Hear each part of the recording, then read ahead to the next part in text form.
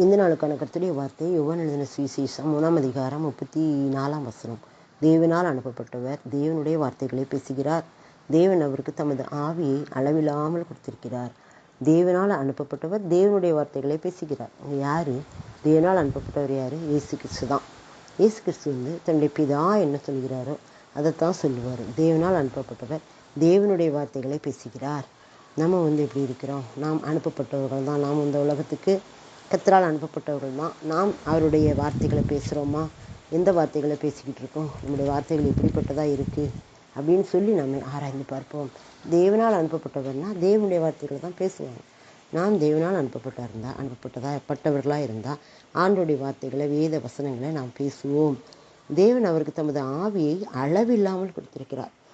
ஆவி பரிசுத்த ஆவியானவரை, வல்லமையின் ஆவியானவரை, அன்பின் ஆவியானவரை, சமாதானத்தின் ஆவியானவரை, ஆவியை அளவில்லாமல் கொடுத்திருக்கிறார். அவருக்கு தேவன் தன்னை போல தன்னுடைய குமாரனை அனுப்பியிருக்கிறார். அன்பின் சாயலாக, அர்ப்பணிப்பின் சாயலாக அவரை அனுப்பி நமக்காக தன்மையே கொடுக்கக்கூடிய அளவுக்கு வந்திருக்கிறார். ஆவியை அளவில்லாமல் கொடுத்திருக்கிறார். ஆண்டவர் பிதா இயேசு கிறிஸ்துவுக்கு தன்னுடைய ஆவியை அளவில்லாமல் கொடுத்திருக்கிறார். அதுதான் நாம் இந்த நாளில் என்ன செய்கிறோம்? பெற்று அனுபவித்து கொண்டிருக்கிறோம். நாமும் கூட அவரால் அனுப்பப்பட்டவர்களானால் நமக்கும் அவருடைய ஆவியை அளவில்லாமல் கர்த்தர் கொடுக்க ஆயத்தமாக இருக்கிறார். நாம் அதை பெற்றுக்கொள்ள ஆயத்தமாக இருக்கிறோமா? நம்முடைய வாழ்க்கையில் நாம் தேவனுடைய ஆவியை பெற்றவர்களாய் காணப்படும் போது நமக்குள்ள அவருடைய ஐக்கியம், அவருடைய அன்பு, அவருடைய பரிசுத்தம், அவருடைய இரக்கம், அவருடைய நீடிய பொறுமை, அந்த ஆவியின் கனிகள் நமக்குள்ள என்ன செய்யும்? காணப்படும். தேவன் அவருக்கு தமது ஆவியை அளவில்லாமல் கொடுத்திருக்கிறார். நமக்கும் அளவில்லாமல் ஆண்டவர் தராரு.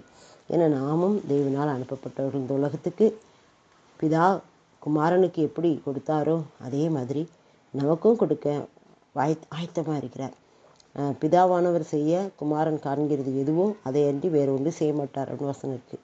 இப்போ நாமும் ஆண்டவர் பிதா என்ன சொல்கிறாரோ, குமாரன் என்ன சொல்கிறாரோ அதுக்கு கீழ்ப்படிந்து, அவருக்கு கீழ்ப்படிந்து நாம் நடக்கிறவர்களாய் காணப்படும் போது தான் இந்த வார்த்தைகளின் நிறைவேறுதல் நடக்கும். தேவனால் அனுப்பப்பட்டவர் தேவனுடைய வார்த்தைகளை பேசுகிறார். தேவன் அவருக்கு தமது ஆவியை அளவில்லாமல் கொடுத்திருக்கிறார். நாமும் அந்த ஆவியானவரை அளவில்லாமல் பெற்றுக்கொள்வோம்.